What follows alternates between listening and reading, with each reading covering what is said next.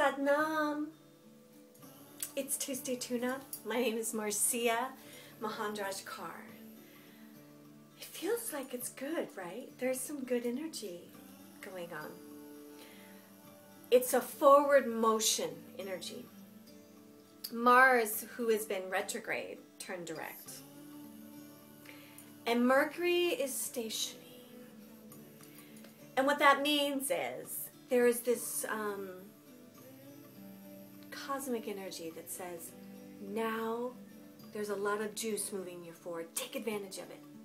There's a decision you need to make it, and make it before June 7th. We're going into a Mercury retrograde. Communication will get crossed. It's not like we don't decide anything for a month. We all know that's not true.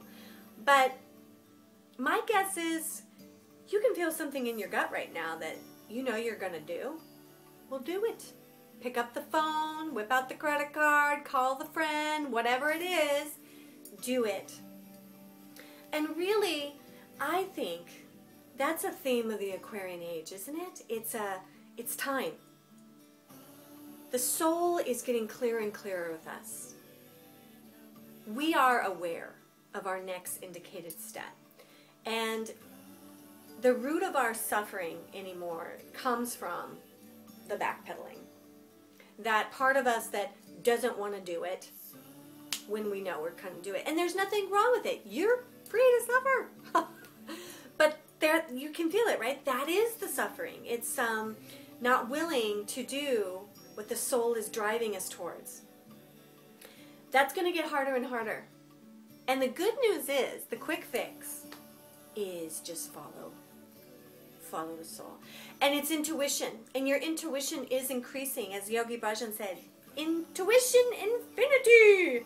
That's what we are really connected to. As we do the mantras, as we do the Kundalini, what's happening is, you know, Yogi Bhajan often called our pineal the memory gland. We're working on this memory gland, and as we do, it attunes to the higher self. It is attuned to the Akashic record, because that higher self is like an open channel to Satnam, the truth. And so it's going to get harder and harder for you to hang on to your old stories, right? And we know that they may even start to be, that doesn't even sound like the truth. I had a real experience with that this Labor Day. I had somebody kind of go after me on Facebook because I was happy on Memorial Day. And she wanted me to understand that this was about death. And people died for me. And I know that. We all know that. Human beings have hurt each other and kill each other for thousands of years in the name of God, in the name of being right.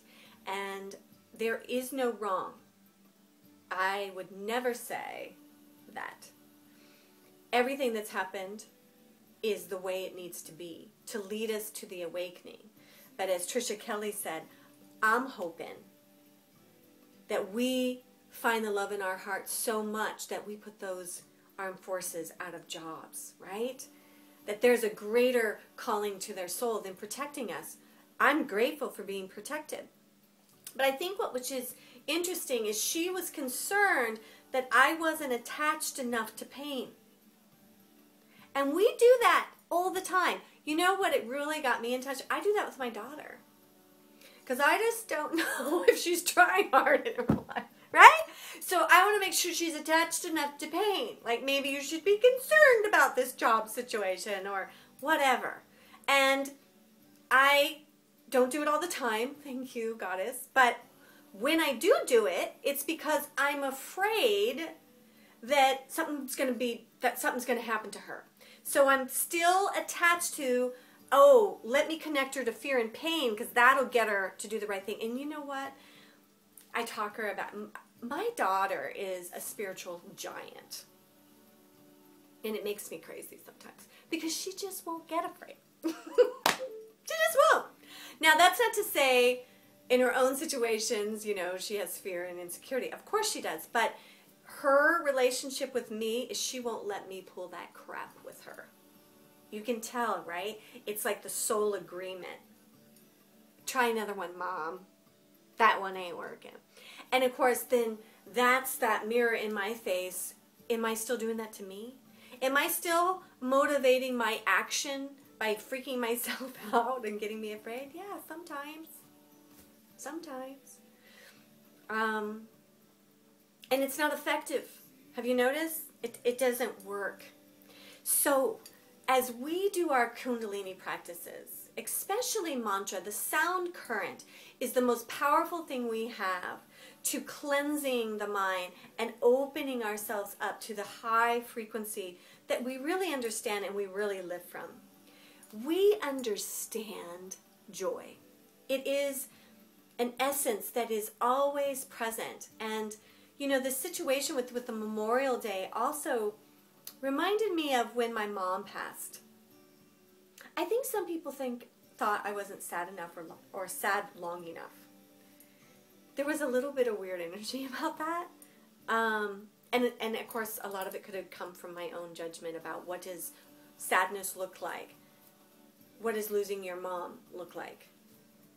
The truth was, because of this practice, when my mom left I almost said when my mom left the building.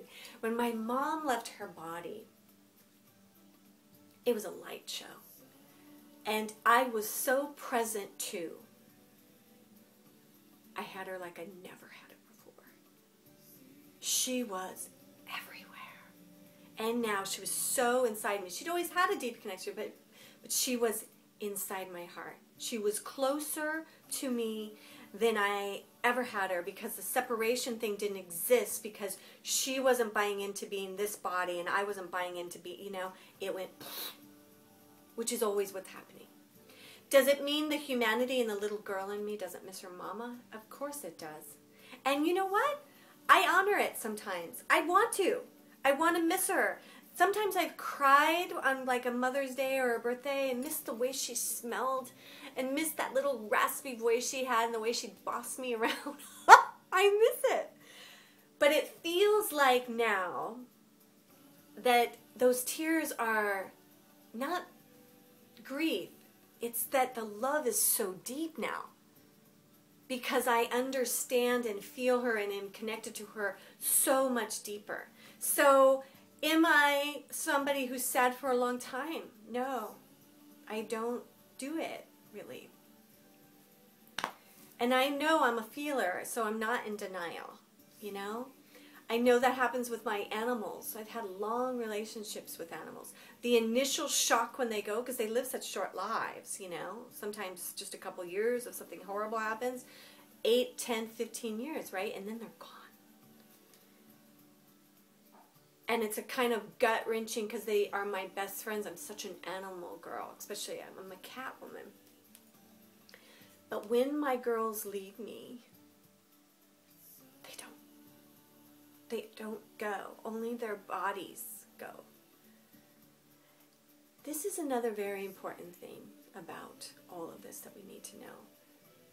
Immediately, there is a gift offered to you.